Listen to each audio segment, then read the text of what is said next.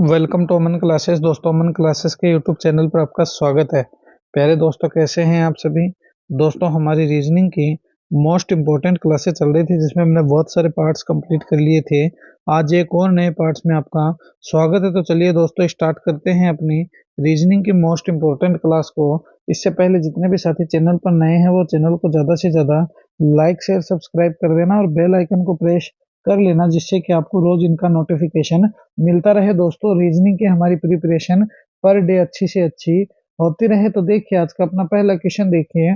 दिए गए विकल्पों में से लुप्त अंक को ज्ञात कीजिए। तो इसमें से हमें क्या करना है दोस्तों, मिसिंग नंबर फाइंड करना है। क्या करना है, मिसिंग नंबर निकालना है कि इस मिसिंग नंबर के स्थान पर 30, 32, 40, 50 क्या छप जाएगा, वो हमें बताना है। मगर दोस्तों, इसको देखने से पहले इसको ऐसे कैसे क्रॉस मार दो, छोड़ दो। इसको देखने से पहले इन दोनों को देखो कि इन दोनों में ऐसा क्या रिलेशन है जो ये 14 लेकर आ गया और ये 29 लेकर आ गया। अगर तुम ये निकाल लोगे तो ये तो ऑटोमेटिक ही सोल्व हो जाएगा। देखिए, मैं आपको बताता हूँ। पहले हम क्या करते हैं, 3 × 2 × 1 करते हैं। देखिए, 3 को 2 से मल्टीप्लाई किया, 6 आया, 6 का 6 रह गया, 1 से मल्टीप्लाई होती 14 तो नहीं आया, नहीं आया तो ऐसे तो ये नहीं होगा। अगर तुम इनको प्लस भी करोगे तो भी 6 ही बनेगा। मगर क्या होगा दोस्तों, इनको प्लस भी करने पर भी दोस्तों 6 ही बनेगा, 14 तो नहीं बनेगा। तो फिर ये क्वेश्चन कैसे सॉल्व होगा, देखिए मैं आपको बताता हूँ। आप 3 का स्क्वायर कीजिए, प्लस तुम 2 का स्क्वायर कीजिए, प्लस तुम 1 का स्क्वायर कीजिए, बराबर में कीजिए। देखिए, 3 का स्क्वायर कितना होता है सर, 9 होता है। तो ये लो 9 हो गया। प्लस 2 का स्क्वायर कितना होता है सर, 4 होता है। ये लो 4 हो गया। 1 का स्क्वायर 1 हो गया। तो टोटल कितने आ गए, 9 और 4 13 और 1 14 हो गए। 14 नीचे है क्या, बिल्कुल है। इसी प्रकार देखिए, हम करते हैं फिर 4 का स्क्वायर। देखिए, 4 का स्क्वायर कितना होता है, 4 का स्क्वायर 16 होता है, प्लस 3 का स्क्वायर 9 होता है, प्लस 2 का स्क्वायर 4 होता है। तो देखिए, 16 और 10 कितने हो गए, 26, 26 और 3 कितने हो गए दोस्तों, 29 हो गए। 29 है क्या, बिल्कुल सर है। तो अब इसी प्रकार देखिए, हमारा क्वेश्चन पूरा का पूरा ही सोल्व हो गया। अब हम क्या करेंगे, 5 का स्क्वायर करेंगे 25, प्लस 4 का स्क्वायर करेंगे 16, प्लस 3 का स्क्वायर करेंगे 9। तो देखिए, 25 और 10 कितने होते हैं, 35, 35 और 6 कितने हो गए, 41, 41 और 9 कितने हो गए दोस्तों, तो 41 और 9 सर 50 हो गए। और ये 50 जो है वो अपना क्या है, करेक्ट आंसर हो जाएगा। क्योंकि दोस्तों 50 जो है, इन सभी का स्क्वायर करने पर हमारा 50 निकल कर आता है। और ये 50 ही हमारा क्या है, करेक्ट आंसर हो जाएगा। तो 50 इज द करेक्ट आंसर। देखिए, अगर हम दिमाग लगाकर इन क्वेश्चनों को सॉल्व करते हैं प्यारे दोस्तों, तो कभी भी हमारे क्वेश्चन रॉन्ग नहीं होते हैं। और दोस्तों क्या है कि हमें रीजनिंग पढ़ने का बेहतर से बेहतर और अच्छा से अच्छा मजा भी दोस्तों क्या है, मिलता है। चलिए अगले प्रश्न पे चर्चा करते हैं। नेक्स्ट क्वेश्चन देखिए, बहुत ही शानदार और अच्छा क्वेश्चन है। दिए गए विकल्पों में से लुप्त अंक को ज्ञात कीजिए। तो इस मिसिंग नंबर को निकालना है कि यहाँ पर क्या आएगा। तो देखिए, मैं आपको शॉर्ट में बताता हूँ इसको। 8 और 4 में ऐसा क्या रिलेशन है, 32 है। 32 का ऐसा क्या है जिससे 16 बन गया। देखिए, 8 को 4 से मल्टीप्लाई कीजिए, कितना हो गया, 8 चौक 32। 32 में का दोस्तों क्या है, हाफ कीजिए, क्या कीजिए, आधा कीजिए, क्या हो गया, 16। 6 चौके 24। 24 में दोस्तों भाग दे दीजिए 2 का, या फिर इसका आधा कर दीजिए, क्या आया, तो सर आ गया 12। 9 अंठे कितने होते हैं सर, 9 अंठे तो 72 होते हैं। 72 है, 72 का दोस्तों जब तुम आधा करोगे तो 72 का आधा करने पर कितना आ जाएगा, 36 आ जाएगा। तो 72 कहाँ है, तो 72 सर अपने ऑप्शन नंबर थर्ड में है। ये ऑप्शन नंबर थर्ड जो होगा वो अपना क्या हो जाएगा, करेक्ट आंसर हो जाएगा। तो option number third is the correct answer. चलिए अगले प्रश्न पे चर्चा करते हैं। नेक्स्ट क्वेश्चन देखिए, HIJ है, फिर PQR है, फिर DEF है, फिर VW है। तो देखिए, यहाँ पर देखिए, HIJ को ऐसे कर दीजिए, PQR को ऐसे कर दीजिए, DEF को ऐसे कर दीजिए। देखिए, हम करते हैं इसको। तो यहाँ से देखिए, H है, फिर I है, फिर J है, फिर उससे इसने क्या कर दिया, PQR बना दिया। PQR से इसने DEF बना दिया। DEF से यहाँ पर क्वेश्चन मार्क आ गया और VW हो गया। तो इनमें ऐसा क्या रिलेशन है कि ये दोस्तों अलग अलग छप जाएंगे। सब कैसे होगा, H से I बनाइए प्लस 1 है, I से J बनाइए प्लस 1 है, J फिर देखिए P से Q बनाइए प्लस 1 है, Q का R हो गया प्लस 1 हो गया, D का E हो गया प्लस 1 हो गया, E का F हो गया प्लस 1 हो गया। तो अब देखिए वी है, वी का डब्ल्यू हो गया प्लस 1 हो गया, तो वी का एक माइनस ही क्या है दोस्तों प्लस 1 कर दीजिए, तो टी यू वी हो गया। तो यू जो आएगा दोस्तों वो यू ही अपना क्या है करेक्ट आंसर हो जाएगा। तो इनमें क्या रिलेशन है, इनमें यही रिलेशन है कि यह प्लस एक की सीरीज लेकर चल रहा है, तो you is the correct answer. तो ऑप्शन नंबर फोर्थ अपना क्या है करेक्ट आंसर हो जाएगा। चलिए अगले प्रश्न की ओर चर्चा करते हैं। नेक्स्ट क्वेश्चन देखिए, बहुत ही अच्छा क्वेश्चन है। यदि एक दर्पण को एम एन रेखा पर रखा जाए तो दी गई उत्तर आकृतियों में से कौन सी आकृति प्रश्न आकृति का सही प्रतिबिंब बनेगी। यह है दोस्तों दर्पण, और इसको एम एन रेखा पर रखने पर 1 2 3 4 कौन सा ऐसा है जो इसको सही बना देगा। तो सबसे पहले देखिए हम क्या करते हैं दोस्तों, इसको एम एन रेखा पर लेकर चलते हैं। तो ये डिब्बा तो दोस्तों एज इट इज रह जाएगा, ये लीजिए सर डिब्बा बन गया। इस डिब्बे से अब ये जो तीर है दोस्तों, ये तीर कहाँ आ जाएगा, यहाँ आ जाएगा।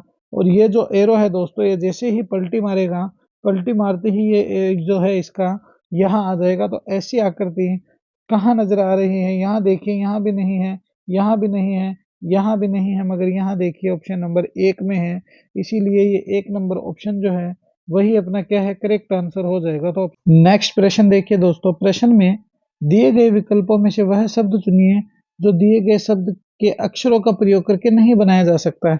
मतलब दोस्तों फर्स्ट सेकंड थर्ड और फोर्थ में ऐसा कौन सा अक्षर है जो इस मैनिपुलेटेड के प्रयोग करके नहीं बनाया जा सकता है, बल्कि इससे अलग ही बनेगा। क्योंकि दोस्तों ऐसे क्वेश्चन भी एग्जामिनर बहुत पूछता है, क्योंकि इसके पीछे सबसे बड़ा रीजन जो है दोस्तों, वो रीजन एग्जामिनर का ये रहता है आपको कंफ्यूज करना। क्या करना, आपको कंफ्यूज करना। तो मैनिपुलेटेड से ऐसा कौन सा शब्द है जो नहीं बनेगा। सबसे पहले इस मेंटल को देखिए, ये जो मेंटल दोस्तों, ये एम रहा, ये एम रहा, ये ए रहा, ये ए रहा, ये एन रहा, ये एन रहा, ये टी रहा, ये टी रहा, एल ई रहा, तो ये तो नहीं बनेगा। पिंट को देखिए, pint P I N T pint भी बन जाएगा। प्लेट को देखिए, ये देखिए पी ये रहा, एल ये रहा, टी ए ई, तो ये प्लेट भी बन जाएगा। मगर दोस्तों इस पोल्यूट को देखिए, ये पी तो है बिल्कुल है, ओ भी है क्या, ओ नहीं है, इसीलिए दोस्तों ओ नहीं है। डबल एल है क्या, तो डबल एल भी नहीं है। यू टी ई, तो दोस्तों यहाँ पर इस मैनिपुलेट का प्रयोग करके दोस्तों पोल्यूट शब्द नहीं बनाया जा सकता है, क्योंकि इसमें ओ नहीं है। क्या नहीं है, ओ नहीं है, इसीलिए ऑप्शन फोर्थ जो होगा वो अपना क्या होगा करेक्ट आंसर हो जाएगा। तो option number fourth is the correct answer. चलिए अगले प्रश्न पे चर्चा करते हैं। देखिए फादर को FBTIES लिखा जाता है, तो सिस्टर को क्या लिखा जाएगा। तो देखिए अभी बता देते हैं इस क्वेश्चन को कैसे होगा। देखिए इस क्वेश्चन को सबसे पहले हम क्या करते हैं, फादर बनाते हैं। ये लीजिए सर फादर बना दिया, FATHER। ये लो सर फादर का क्या लिखा है इसने, FBTIE और S। अब देखिए आगे हम डिस्कस करते हैं इसके ऊपर। F है, F से F बनाया, इसका मतलब इसने +0 कर दिया। एफ से ए से बी बनाया, इसका मतलब +1 कर दिया। टी का इसने टी बनाया है, +0 कर दिया। एच का इसने आई बनाया है, +1 कर दिया। ई का इसने ई बनाया है, +0 कर दिया। और आर का एस बनाया, +1 कर दिया। इसका मतलब दोस्तों ये क्या सीरीज लेके चल रहा है, +0 +1 +0 +1, इस प्रकार की ये सीरीज दोस्तों लेकर चल रहा है। तो हम भी क्या करेंगे, सिस्टर को फटाक से बना देंगे। देखिए SISTER, ये लो सर सिस्टर अभी बनाते हैं। इस सिस्टर को जरा गौर से देखिए। सबसे पहले एस है दोस्तों, एस में +0 किया, एस आया, ये लो सर +0। एस के बाद दोस्तों आई है, आई में +2 किया, GHI जे हो गया। फिर एस में +0 किया दोस्तों, क्या आया, एस आया। फिर टी में +1 किया दोस्तों, क्या आया, यू आया। ई में क्या है दोस्तों, +0 किया, ये ई आया। और आर में +1 करते ही एस आ गया। तो SJSUES कहाँ पर है, SJSUES मेरे को तो मेरे ऊपर ही नजर आ रहा है।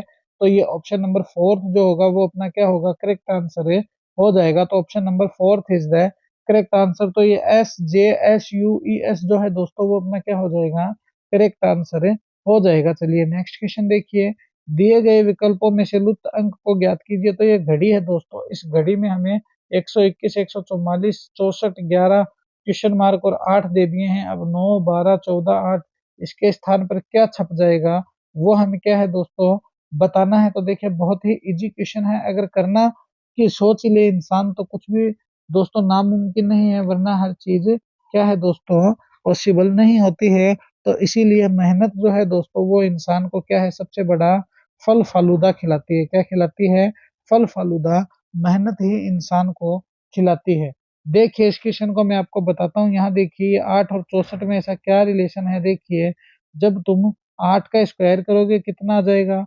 64 आ जाएगा। जब तुम 11 का स्क्वायर करोगे कितना आ जाएगा? 121 आ जाएगा। और जब तुम किसका 12 का स्क्वायर करोगे क्या आ जाएगा? तो सर 144 आ जाएगा। तो यहाँ पर क्या छपेगा? ये ऑप्शन नंबर थर्ड छपेगा। तो ये दोस्तों जो 12 है, ये 12 ही क्या होगा? अपना करेक्ट आंसर है, हो जाएगा। चलिए एक और नेक्स्ट क्वेश्चन देखिए। यदि किसी विशेष कोड में CONVE कन्वेंशनल को NOCENEVOITLAN के रूप में लिखा जाता तो उसी कोड भाषा में एंथ्रोमेंट को कैसे लिखा जाएगा? तो सबसे पहले तो तुम कन्वेंशनल निकालो कि कन्वेंशनल को इसने लिखा कैसे है, उसके बाद ही आगे की डिस्कस होगी। तो चलिए कन्वेंशनल बनाते हैं। CONVENTIONAL। तो ये लो सर कन्वेंशनल हो गया। अब इसने इस कन्वेंशनल को कैसे लिखा है देखिए इसे। तो ये देखिए सर दोबारा बनाते हैं कन्वेंशनल। ये क्या हो गया? परिणाम हो गया प्रभु। देखिए CONVENT हो गया, I हो गया, O हो गया, NAL। ये लो सर कन्वेंशनल हमने लिख दिया है। अब देखिए इसने कन्वेंशनल को क्या लिखा है। यहाँ पर देखिए इसने लिखा है एन को तो देखिए एन लिखा है, यहाँ पर सी को एन लिखा है, ओ को दोस्तों इसने क्या लिखा है? ओ को एज इट इज लिखा है। फिर दोस्तों एन को इसने सी लिखा है। फिर देखिए वी है, इसने वी को क्या लिखा है? तो वी को दोस्तों इसने एन लिखा है। और फिर क्या है? इसने ई को कैसे लिखा है? तो ई को एज इट इज रखा है। और फिर दोस्तों इसने एन को पुनः क्या लिख दिया है? तो इसने देखिए कन्वेंशनल है, हम कहाँ पर वीई तक पहुंच गए, 1 2 3 4 5 6 नंबर तक पहुंच गए, 1 2 3 4 5 6। फिर इसने एन को वी लिखा है। फिर इसने टी को क्या लिखा है दोस्तों? तो टी को इसने 6 के बाद सातवां ओ है लिख दिया। आई को इसने आई लिख दिया। फिर दोस्तों एन को इसने टी लिख दिया। और ए को इसने क्या लिखा है? ए को इसने एज इट इज रख दिया और एल को एन लिखा है। तो देखिए यहीं से मैं आपको समझा देता हूँ। ये यहाँ से यहाँ लेके आई, ये यहाँ से यहाँ लेके आई, ये बीच वाला एज इट इज। ये देखिए एन का एन हो गया, वी का वी हो गया, बीच वाला एज इट इज।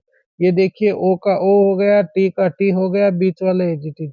ये देखिए एल का एल हो गया, एन का एन गया, बीच वाला एज इट इज। तो तुम एक इस रिलेशन को पकड़ लो, समझ जाओगे कि एन को 3 नंबर को इसने फर्स्ट ले आया और फर्स्ट को 3 पे ले गया और बीच वाले को एज इट इज छोड़ दिया। तो अब हम भी क्या करेंगे, ये जो एंथ्रोनमेंट है इसको हम इसी प्रकार इसी की भाषा में दोस्तों क्या है सोल्व करेंगे। तो देखिए हम करते हैं इसको इसी की भाषा में सोल्व। जरा गौर से देखिए। सबसे पहले ई एन टी, फिर एच, फिर आर, फिर ओ, फिर एन, ई, एम, ई, एन, टी। ये लीजिए सर हमारा बन गया है। अब हम क्या करेंगे, इस थर्ड को तो यहाँ ले आएंगे टी, इसको यहाँ छोड़ देंगे एन, इसको यहाँ कर देंगे ई। तो टी एन ई आपको कहाँ नजर आ रहा है? टी एन ई तो हमें चारों ऑप्शन में नजर आ रहा है। अब इस ओ को लेकर आएंगे, ये लीजिए ओ, इसको यहाँ ले जाएंगे एच और इसको यहाँ कर देंगे आर। तो T N E O R और एच कहाँ पर है? तो ये देखिए T N E O R H, T N E O R M. तो इसका मतलब ये तो ऑटोमेटिक गलत हो गया। आर ओ एम ये भी गलत हो गया। अब क्या है? T N E O, T N E O तो ये भी गलत हो गया। यहाँ पर देखिए T N E O R H, यहाँ पर देखिए ये ऑटोमेटिक दूसरा सोल्व हो गया। अब देखिए अब क्या करेंगे, 3 तो हो गए, इस एम को यहाँ ले आएंगे और दोस्तों एन को यहाँ ले जाएंगे। तो दोस्तों 2 नंबर जो है ये ऑटोमेटिक ही सोल्व हो गया। तो क्वेश्चन नंबर 2 जो होगा ऑप्शन नंबर 2, ये अपना क्या हो जाएगा? करेक्ट आंसर हो जाएगा। T N E O R H M E N T N E, ये क्या है अपना करेक्ट आंसर हो जाएगा। तो ये थी दोस्तों आज की अपनी रीजनिंग की मोस्ट इंपॉर्टेंट क्लास। कैसी लगी ये क्लास मुझे कमेंट में जरूर बताना। और अपने अमन क्लासेस के यूट्यूब चैनल को ज़्यादा से ज़्यादा लाइक शेयर सब्सक्राइब कर देना और बेल आइकन को प्रेस कर देना। मिलेंगे इसी जोश और जुनून के साथ हम नेक्स्ट वीडियो में। जय हिंद, जय भारत।